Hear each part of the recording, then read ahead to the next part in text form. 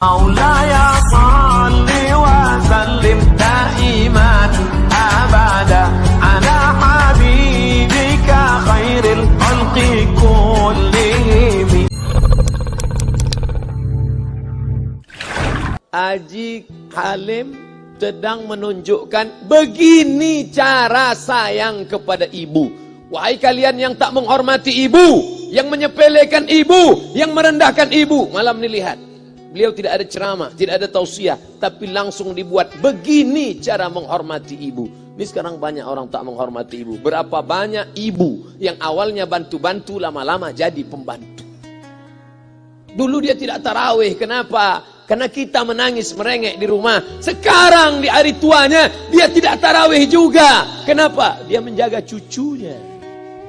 Berapa banyak itu terjadi. Jangan sampai. Dia tidak pernah menolak cucunya, dia sayang.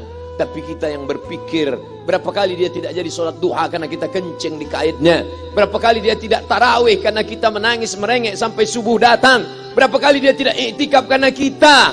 Andai dia masih hidup hari ini, datang. Belikan pakaian yang paling dia suka. Belikan perhiasan kalau ada. Andai tidak cium tangannya. Tapi yang sudah meninggal dunia, jangan lupa kau doakan, Rabbil firli wali walidayya warhamhuma kama rabbayani shaghira. Berdoa pun kau tak mau, apalagi yang akan kau bawa menghadap Allah SWT. Meregang nyawa dia melahirkan engkau. 9 bulan 10 hari kau menumpang di perutnya. 2 tahun kau menyusu, melahirkan, menetes darahnya dalam badanmu.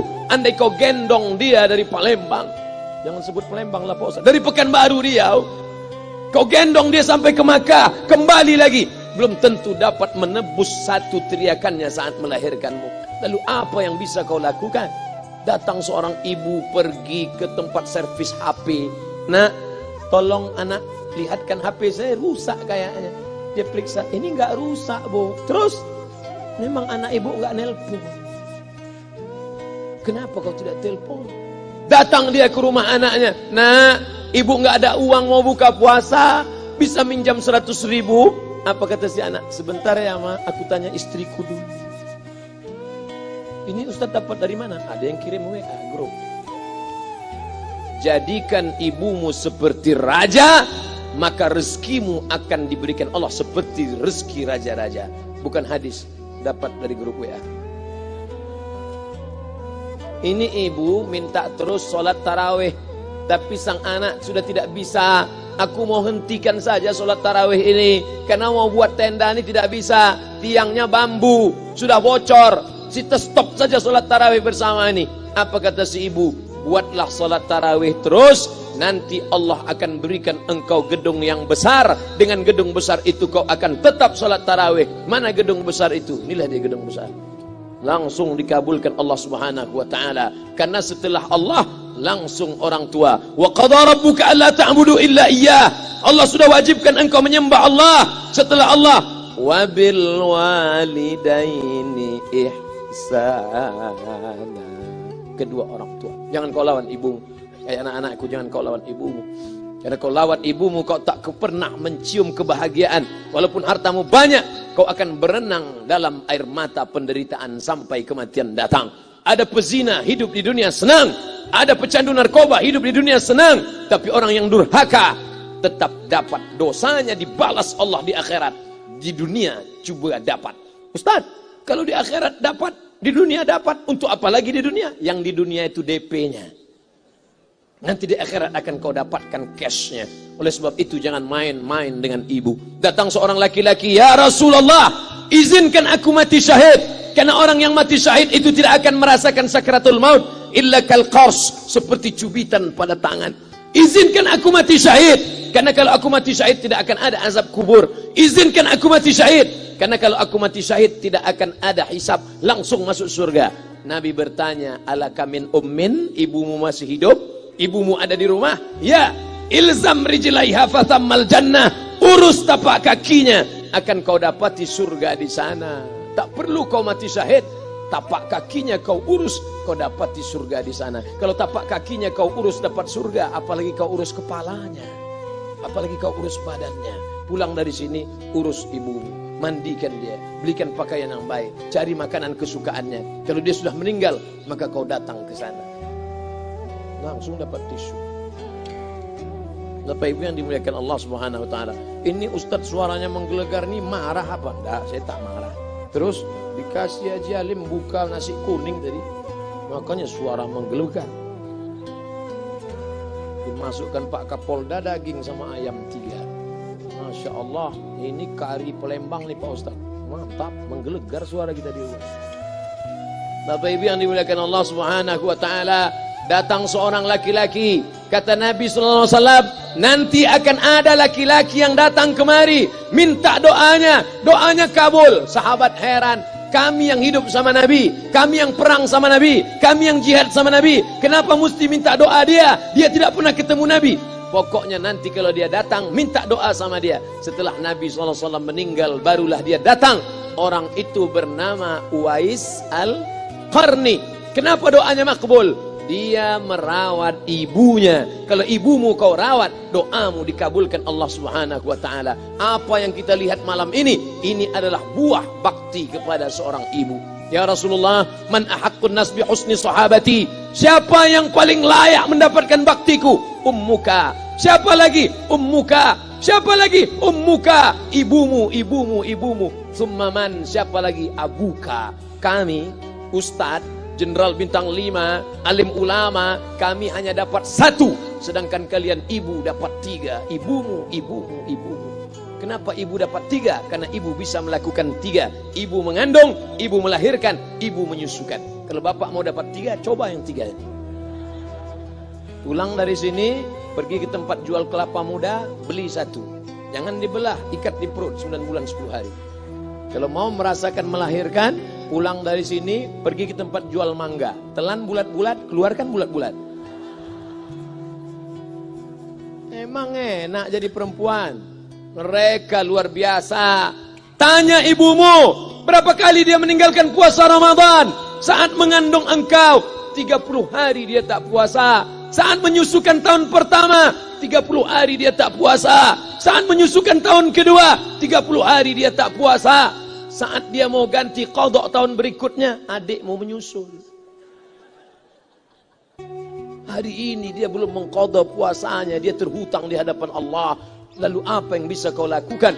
Malam ini betul-betul disadarkan. Alhamdulillah, ibu saya masih hidup, umurnya 70 tahun. Saya akan pulang dari kajian malam ini. Nampaknya malam ini saya yang ceramah, saya yang tausiah. Tapi saya mengambil pelajaran. Pulang dari sini, saya akan lebih sayang pada emak saya. Saya lebih cinta kepada ibu saya. Saya malu, saya hanya pandai berceramah, berkata, tapi orang sudah mengamalkannya langsung. Haji Alim membelikan gelang ibunya 2 kali sampai 4 kali setahun. Gelang cincin. Sudah dibelikan 2 bulan, hilang. Kemana? Ada orang susah tadi aku kasih. Ternyata itu yang membuat rezeki melimpah ruah. Maka rezeki buah yang sudah matang harus kita joloknya dengan apa? Dengan berbakti kepada ibu. Bapak Ibu yang dimuliakan Allah, saudara-saudaraku yang dimuliakan Allah Subhanahu wa taala. Ibu ini luar biasa. Sampai-sampai ibu, Ustaz jangan nunjuk pakai tangan kiri lah. Oke, pakai kanan. Ibu, andai ngomong ibu salah, tetap dikabulkan Allah Subhanahu wa taala. Ada seorang ibu memanggil anaknya, "Ya Juraij, wahai Juraij." Anaknya sedang beribadah. Ibadah pada Allah atau nyambut ucapan ibu? Allah lebih mulia, dia diam. Ya Juraij, dia tetap diam. Ya Juraij, dia tetap diam. Dia tidak jawab seruan ibunya. Sampai akhirnya ibunya berkata, apa kata ibunya? Allahumma la tumitshu hatta turihi wujuhal mumisat. Jangan matikan Juraij sebelum matanya melihat wanita, maaf, tunasusila. Jangan matikan Juraij sebelum matanya melihat wanita tunasusila, WTS PSK, orang nakal, orang jahat. Tidak mungkin ahli ibadah matanya melihat orang jahat. Tapi takdir berkata lain. Tak lama setelah ucapan sang ibu, ada seorang WTS PSK hamil. Tidak diketahui suaminya, ditangkap, ditanya, siapa yang menghamilimu? Apa kata si perempuan?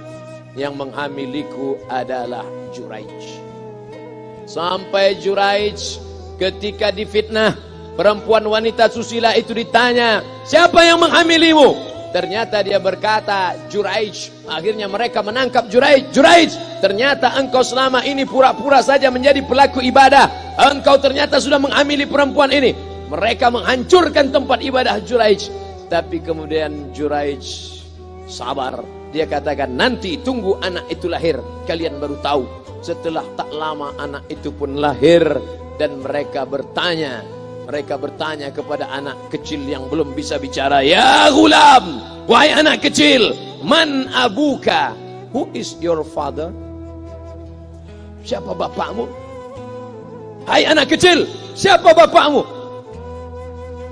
Juraij menusuk pusar anak itu dengan telunjuknya. Dia mau tunjukkan kepada orang ramai bahwa dia tidak salah, dia tidak pezina, dia tidak melakukan perbuatan dosa. Ya gulam, hai anak kecil, man abuka, siapa bapakmu? Apa kata anak kecil itu?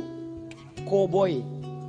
Ko sapi, boy penjaga sapi, pengembala sapi. Bapakku pengembala sapi. Barulah orang Yahudi tahu ternyata ra'il ghanam yang menghamili PSK perempuan jahat tadi adalah penggembala sapi. Lalu kenapa fitnah itu terjadi?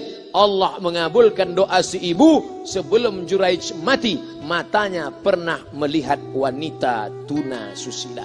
Oleh sebab itu ibu jangan sampai kalau marah sama anak memanggil anak dengan kata-kata yang tak baik. Setan, hantu. Kalaupun marah panggil dia, calon wali kota. Sini sebentar. Kalau marah betul, calon gubernur. Sini sebentar. Doa ibu dikabulkan Allah Subhanahu wa taala. Saya setahun setiap bulan Februari ceramah di Kuala Lumpur seminggu. Kuala Lumpur, Selangor, Sarawak, Kuching, kemudian Malaka, Ipoh, Negeri Sembilan. Ketika saya tausiah datang ibu-ibu makcik Malaysia. Assalamualaikum. Waalaikumsalam. Ustaz Somad. Ya. Saya nak jumpa dengan emak Ustaz. Loh, ngapa jumpa emak saya? Jumpa saya lah. Ustaz pasti dididik oleh seorang ibu. Saya ingin jumpa ibu Ustaz. Saya sangka dia mau jumpa saya.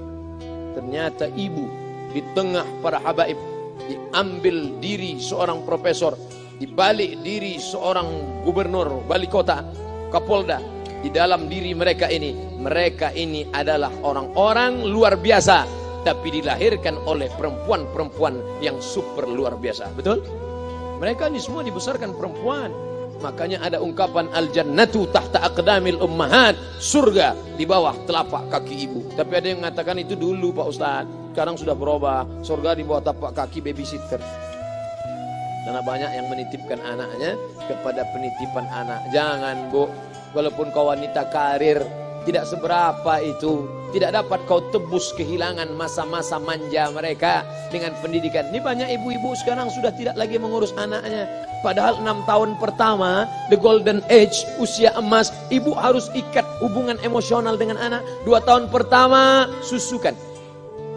2 tahun kedua, lompat-lompat, lari-lari, lucu-lucu. 2 tahun ketiga, mulai menghafal surat-surat pendek. Umur 7 tahun, baru dia sholat. Begitu.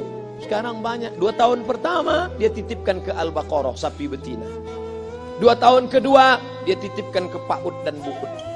2 tahun ketiga, dia titipkan ke TK. Akhirnya anak putus kontak. Setelah anak remaja, baru ibunya nanya, Ustadz, kenapa anak saya lebih mau curhat sama pacarnya daripada sama saya?